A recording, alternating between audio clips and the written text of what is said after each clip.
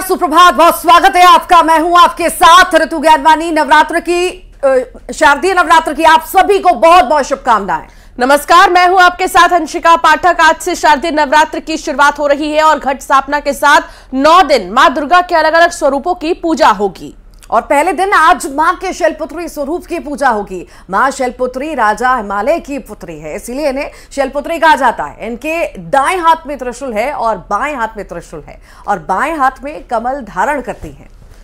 ये वृषभ पर विराजती हैं। मंदिरों में मां भगवती की पूजा के लिए विशेष इंतजाम किए गए हैं। साथ ही बड़ी संख्या में श्रद्धालु दर्शन के लिए भी पहुंच रहे हैं। तो आज से नवरात्रों की शुरुआत हो गई है और नवरात्र के पहले दिन मां शैलपुत्री की पूजा की जाती है। मां दुर्गा का जो शैलपुत्री अवतार है, आज इसकी पूजा की जाती है। राजा हिमालय की बेटी है शैलपुत्री और आज के दिन इसी स्वरूप की पूजा की जाती है। मंदिरों में आप देखेंगे सुबह से ही भक्तों का तांता लगा है, भारी भीड़ लगी है। माता को लाल चुनरी और नारियल चढ़ाने के लिए तमाम श्रद्धालु पहुंच रहे हैं मंदिर में और इसी के साथ नवरात्रों की शुरुआत हो गई है।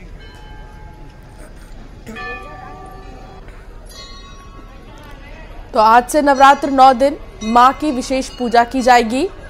देखिए आप, तमाम श्रद्धालु मंदिर में मौजूद हैं, लाइनें लगी हैं, लंबी लंबी लाइन। और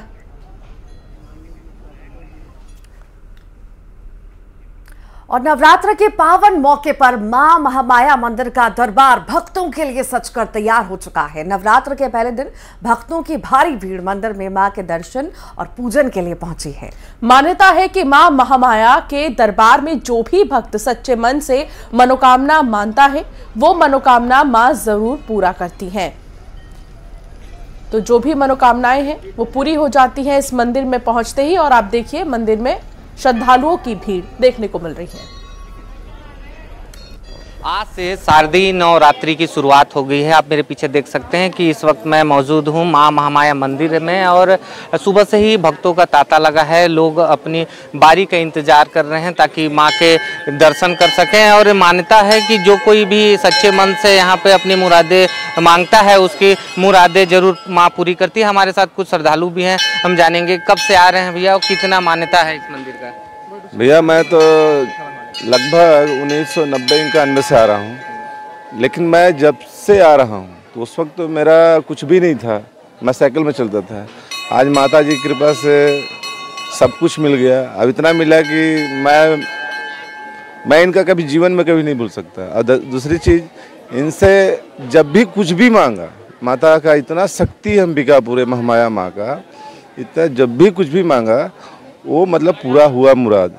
मैं बल्कि माता जी का सेवा नहीं कर पाता हूँ जितना माता जी मेरे को दिए। इसलिए मैं तो यही कहूँगा सभी श्रद्धालुओं से कि जितना बन सके माता जी का सेवा कीजिए, पूजा कीजिए। इससे बड़ा दुनिया में और कोई नहीं है जग में। शारदीय नवरात्र है, आज से शुरुआत है। कहाँ से लोग आते हैं यहाँ पे दर्शन करने? दर्शन करने तो बहुत सरगुजा के कई जिलों से अभी आते हैं, बल्कि बिहार झारखंड से भी मैं देखा हूँ कुछ लोग आते हैं, छत्तीसगढ़ से भी बहुत आते हैं। और सरगुजा के लोग तो मतलब माता जी को बहुत मानते हैं, माँ महामाया को। और नवरात्र भर का मैं तो 12 महीना मैं डेली पूजा करने नहीं आता, गोड़ लगने 12 महीना आता हूँ कंटिन्यू, मैं एक दिन नहीं छोड़ता है। और भी श्रद्धालु उनसे जानते हैं। कहाँ से आए हैं आप? मैं तो प्रॉपर अंबिकापुर से हूँ। मैं भी लगभग 99-2000 से रोजाना आ रहा हूँ मंदिर में दर्शन करने। और जैसा कि भाई साहब बताया कि श्रद्धा भाव से अगर पूजा किया जाए तो हर मनोकामना पूरा हो रहा है। हम लोग का भी वही था परिस्थिति। आज बहुत अच्छे ढंग से हम लोग कारोबार कर रहे हैं और सब माता की आशीर्वाद से है। तो आप देख सकते हैं कि जो भक्त हैं वो माँ के सच्चे भक्त हैं और ये भी मानते हैं कि जो कोई भी यहाँ सच्चे मन से अपनी मुरादी मांगते हैं उसे पूरी करती है। और आज से जो है शारदीय नवरात्रि की जो शुरुआत हो चुकी है, ऐसे में जो 9 दिन हैं वो मंदिर में लगातार जो है भक्तों की भीड़ जो है वो उमड़ती है और हजारों की संख्या में यहाँ भक्त माँ के दर्शन करने पहुँचते हैं। श्रवण महंत, न्यूज़ 18 छत्तीसगढ़, अंबिकापुर। तो नवरात्र की शुरुआत हो चुकी है और इसी के साथ श्रद्धालु मंदिर में पहुंच रहे हैं। हमारे साथ रजनीश सेठी आगर मालवा से जुड़ गए हैं और श्रीनिवास नायडू जगदलपुर से हमारे साथ है। सबसे पहले श्रीनिवास, आपके पास जगदलपुर के किस मंदिर में आप मौजूद हैं और वहां पर श्रद्धालुओं में कितना उत्साह है नवरात्र को लेकर, बात करने की कोशिश भी कीजिएगा।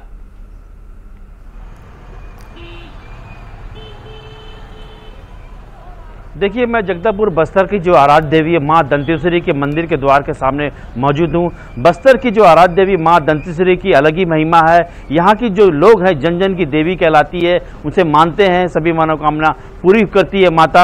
आज माँ नवरात्र के पहले दिन माँ दंतेश्वरी के मंदिर में 6100 मनोकामना दीप प्रज्वलित किए जाएंगे। इसमें पहला जो रसीद कटा गया है मुख्यमंत्री भूपेश बघेल के नाम से कटा गया है। भाजपा के तमाम जो नेता हैं, मंत्री रह चुके हैं और कांग्रेस के जो मंत्री हैं, विधायक, उनके नाम से भी टिकट कटा हुआ है। साथ ही बताना चाहता हूं कि इस मंदिर में जो रसीद कटी है मनोकामना दीप के, उसमें विदेशों से भी भक्तों ने टिकट काटा है, रसीद कटवाया है।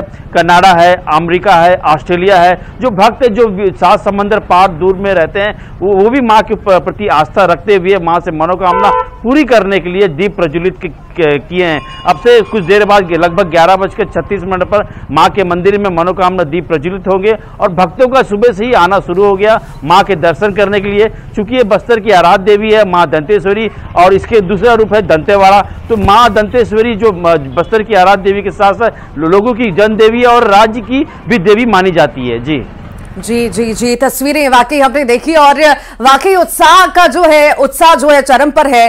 कहीं ना कहीं हम देखते हैं सिर्फ भारत में ही नहीं, बाहर से भी लोग पहुंचते हैं मां के दर्शन करने और इसी वजह से कहीं ना कहीं बहुत ज्यादा तादाद में लोग यहां पर पहुंचते हैं। आगर मालवा की तस्वीरें भी हम देख लेते हैं। रजनीश, कितना उत्साह इस बार नवरात्रि को लेकर, शारदीय नवरात्रि की शुरुआत हो चुकी है और पूजा पाठ हवन सब कुछ होते हैं, इस बार कितना खास आगर मालवा में ये सब कुछ? जी हाँ, देखिए आगर मालवा जिले में भी सुबह से ही नवरात्रि के पहले दिन मंदिरों में भक्तों का तांता लगा हुआ है। इस समय मैं मौजूद हूँ आगर मालवा जिले के प्रसिद्ध नलखेड़ा के माँ बगलामुखी माता मंदिर में। यहाँ पर आप मेरे पीछे देख सकते हैं कि भक्तों की काफी यहाँ पर भीड़ लगी हुई है। सुबह से ही यहाँ पर भक्त लाइन में लगकर अपने दर्शन के बारी का इंतजार कर रहे हैं और माता का आशीर्वाद ले रहे हैं। तो इस मंदिर के बारे में थोड़ा बता दूं मैं कि मान्यता है कि यह मंदिर पांडवकालीन है और यहाँ पर जो पांडवों ने युद्ध के दौरान हवन अनुष्ठान किया था और उसके बाद उन्हें विजयश्री का आशीर्वाद मिला था, तो जिसके चलते इन्हें विजयश्री की देवी भी कहा जाता है। यहाँ पर जो हवन अनुष्ठान किए जाते हैं उसका काफी महत्व है। यहाँ पर हवन अनुष्ठान करने से विजयश्री का आशीर्वाद मिलता है और यही कारण है कि यहाँ पर नेता लोग काफी संख्या में यहाँ पर पहुँचते हैं, चाहे वो जब टिकट लेना हो उसके लिए भी यहाँ हवन अनुष्ठान करते हैं। और उसके बाद में जिस तरीके से आपने बताया कि काफी प्राचीन मंदिर है और उसके बाद से ही कई श्रद्धालु यहाँ पर पहुंचते हैं और दर्शन पूजन करते हैं। बहुत शुक्रिया आप दोनों का ही जानकारी साझा करने के लिए।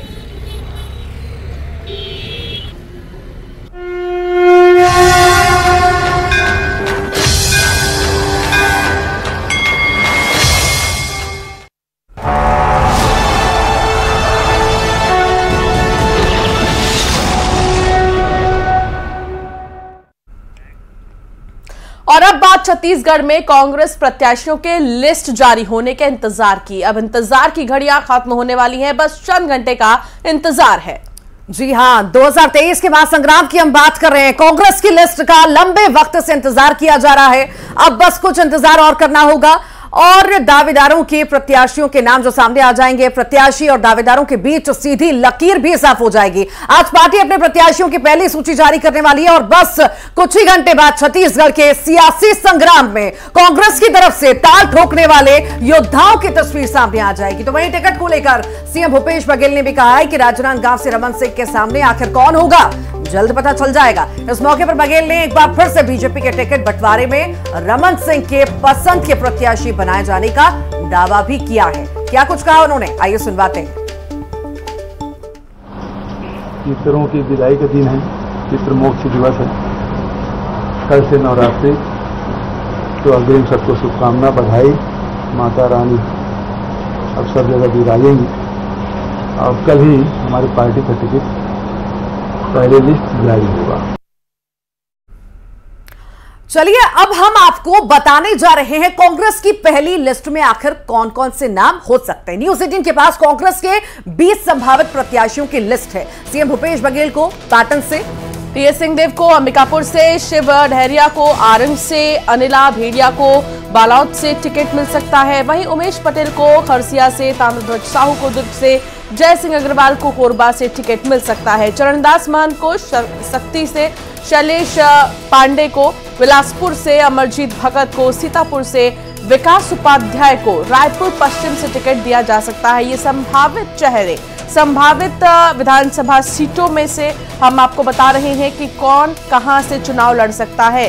फिलहाल न्यूज 18 के पास कुछ उम्मीदवारों की लिस्ट है और आपको बता रहे हैं हम भूपेश बघेल जो कि मुख्यमंत्री हैं, उन्हें पाटन से चुनावी मैदान में उतारा जा सकता है और टीएस सिंहदेव को अंबिकापुर से। ठीक इसी तरह कई ऐसे बड़े चेहरे हैं जिनके नामों को लेकर चर्चा हुई है। फाइनल भी कहा जा रहा है कि इन नामों को लेकर लिस्ट फाइनल कर दी गई है क्योंकि नवरात्रों का इंतजार था। नवरात्र के पहले दिन यानी कि आज ही देखना होगा कि क्या कांग्रेस अपनी पहली लिस्ट जारी कर देगी। देखिए यहाँ पर अंशिका, बड़ी बात यहाँ पर यह है कि जो नाम हम बता रहे हैं और नाम आने भी वाले, पूरी उम्मीद है कि इन्हीं नामों पर मुहर लगेगी और ऐसे भी कयास लगाए जा रहे हैं कि जगह जो है नहीं बदली जाएगी। बड़े बड़े नेताओं को जहां से वो पहले चुनाव लड़ चुके हैं वहीं से फिर से उन्हें मौका दिया जाएगा और फिर से वहीं से मैदान में उतरेंगे। रायपुर से बड़ी खबर आ रही है जहां कांग्रेस के कई नेता टिकट की दौड़ से बाहर हैं। निगम मंडल आयोग पर काबिज नेता बाहर हो गए हैं। अतिरिक्त पद वाले विधायक रेस से बाहर बताए जा रहे हैं और 70 सीटों पर प्रत्याशियों के नाम तय कर लिए गए हैं। तो वहीं 20 सीटों पर अभी भी पेच फंसा हुआ है। जी हाँ, देखिए दावेदारी तो बहुत की जा रही है और कहीं ना कहीं निराशा भी दावेदारों में होगी क्योंकि जरूरी नहीं है जो दावेदारी ठोक रहा है उसे मैदान में लाया जाए। तो अब बस कुछ समय का और इंतजार करना होगा, कुछ घंटों का इंतजार करना होगा और कांग्रेस अपनी लिस्ट जारी कर देगी। जैसा कि कांग्रेस ने कहा था कि पितृपक्ष जैसे ही खत्म होंगे, नवरात्र की शुरुआत होगी, शुभ दिन की शुरुआत होगी और लिस्ट जारी कर देंगे। तो शायद कुछ घंटों का इंतजार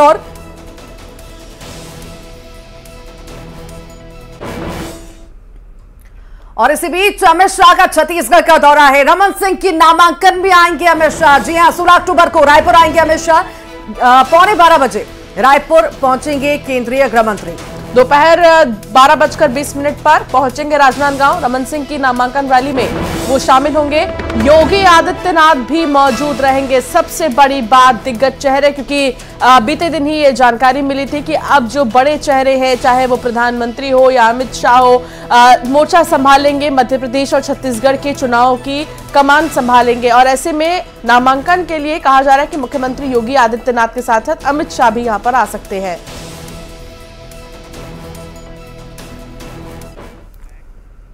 बीजेपी इस बार छत्तीसगढ़ की सत्ता में वापसी के लिए एक विशेष रणनीति के तहत चुनाव मैदान में उतरी है। 24,000 बूथों पर पार्टी ने डिजिटल योद्धाओं को उतार दिया है और अब तक पार्टी ने 2,40,000 योद्धाओं को तैयार भी किया है जो समाज के प्रबुद्ध जनों, वरिष्ठ नागरिकों, डॉक्टर, सामाजिक कार्यकर्ताओं को जोड़कर बीजेपी के पक्ष में माहौल बनाएंगे और कांग्रेस सरकार की नाकामी गिनाएंगे। डिजिटल मीडिया के माध्यम से हम लोग डोर टू डोर कैंपेन नहीं कर पा रहे, जहां पर हम लोग वहां पर कैंपेन करने का एक अच्छा माध्यम उपलब्ध होगा। जो अभी पीएससी में घोटाला हुआ है उसके माध्यम से उसको लेकर हम लोग युवाओं तक पहुंचेंगे सोशल मीडिया के माध्यम से। और जो अन्य लोग हैं, सर्विस में हैं, दूसरे कार्य में हैं, उनको भी सोशल मीडिया के माध्यम से हम लोग उसको प्रचारित करेंगे और हमारे जो पक्ष है उसको दिखाने में हम लोग सफल होंगे। सोशल मीडिया आज के चुनाव का एक बहुत ही महत्वपूर्ण अंग है। प्रधानमंत्री नरेंद्र मोदी जी ने इस देश के डिजिटल परिवेश को डिजिटल इंडिया के माध्यम से, स्टार्टअप इंडिया के माध्यम से बहुत आगे बढ़ाया है। छत्तीसगढ़ में बहुत बड़ी संख्या में सोशल मीडिया पर लोग अपने विचारों को रखते हैं। तो आज हमने इस बात के विस्तार से चर्चा की कि पार्टी के लिए जिम्मेवारी के साथ उसके विचारों को, कार्यक्रमों को और बघेल सरकार के भ्रष्टाचार को एक्सपोज करने के लिए क्या क्या काम। आज का समय सोशल मीडिया का है, आज का समय यूथ का है, आज के समय लोगों तक अपनी बात पहुंचाने का है और इसलिए सोशल मीडिया के माध्यम से भारतीय जनता पार्टी की बातें लोगों तक पहुंचे। 15 साल के बीजेपी के काम पहुंचे, 9 साल के मोदी जी के काम पहुंचे। और भूपेश बघेल का शराब घोटाला, रेत घोटाला, जंगल घोटाला, जमीन घोटाला, डीएमएफ घोटाला, कैंपा घोटाला, धान घोटाला, ये जनता तक पहुंचे।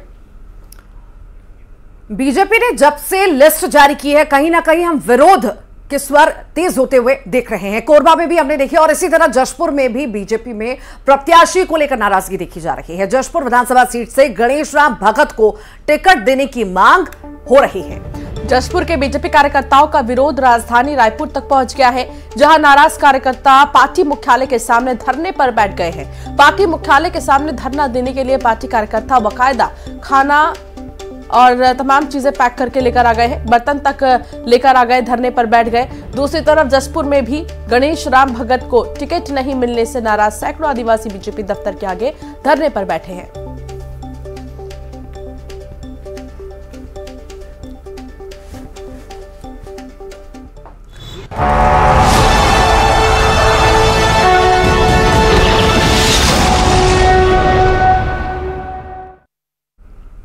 अंतर्राष्ट्रीय ओलंपिक समिति सत्र का उद्घाटन समारोह मुंबई के जियो वर्ल्ड कन्वेंशन सेंटर में आयोजित किया गया। इस मौके पर प्रधानमंत्री नरेंद्र मोदी ने राजनीति, खेल और मनोरंजन जगत के सितारों को संबोधित किया। 141वें आईओसी सत्र में पीएम मोदी ने कहा कि यहां आयोजित किया जा रहा आईओसी सत्र हमारे लिए गर्व की बात है। मैं टीम भारत को उनकी ऐतिहासिक जीत के लिए बधाई देता हूं। पीएम मोदी के ऐसा कहते ही कन्वेंशन सेंटर में तालियां बजने लगी। उन्होंने आगे कहा कि भारत में आईओसी सत्र 40 साल बाद भारत लौट रहा है। ये 15 से 17 अक्टूबर के बीच आयोजित किया जा रहा है। यही नहीं, 2036 में ओलंपिक के लिए भारत दावा पेश करेगा। इसी के लिए मैं कोई कोर कसर नहीं छोड़ूंगा।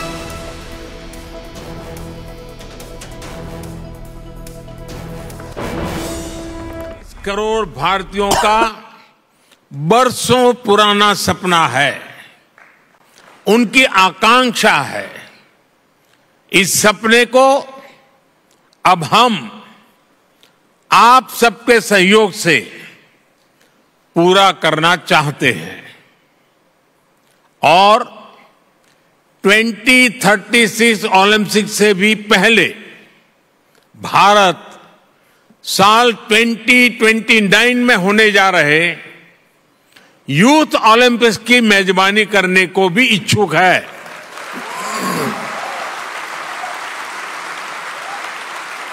मुझे विश्वास है भारत को आईओसी का निरंतर सहयोग मिलता रहेगा। फ्रेंड, स्पोर्ट सिर्फ मेडल जीतने का नहीं बल्कि दिलों को जीतने का माध्यम है।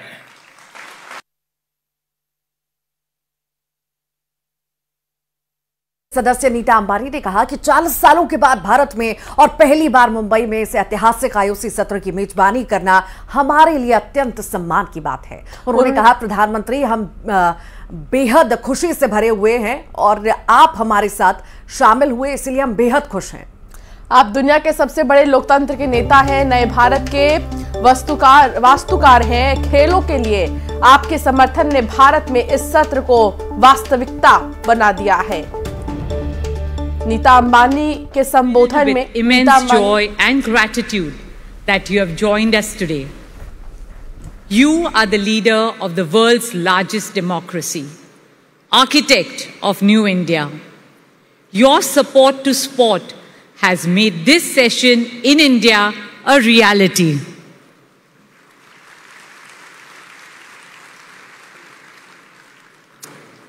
IOC President Mr. Thomas Bach, members and delegates of the IOC from over 80 countries, and friends of the Olympic movement. It is an absolute honor for us to host this historic IOC session in India after 40 years. In our culture, we say, Atiti Devo Bhava. It means our guest is God. You all have arrived in India at an auspicious time on the eve of Navratri, a vibrant Hindu festival celebrated with song, dance, and festivity that signifies the triumph of good over evil. My dear friends and colleagues, in this meeting of the IOC, I see the confluence of two wonderful forces. One is the Olympic movement, which unites humanity and transcends all national, racial, religious, and linguistic barriers. The other is India, the world's largest democracy, as the host of this meeting. The mantra and motto of our 5,000-year-old civilization is Vasudhaiva Kutumbakam, which our Prime Minister declared as the theme at India's presidency of the G20 summit last month. It means the entire world is one family. Today, more than ever, our world needs to reunite in fraternity and solidarity. This cannot happen on battlefields. It can only happen on sports fields. और इसी के साथ ही फिलहाल के लिए bulletin में इतना ही। खबरों का सिलसिला लगातार जारी रहेगा। आप बने रहिए हमारे साथ।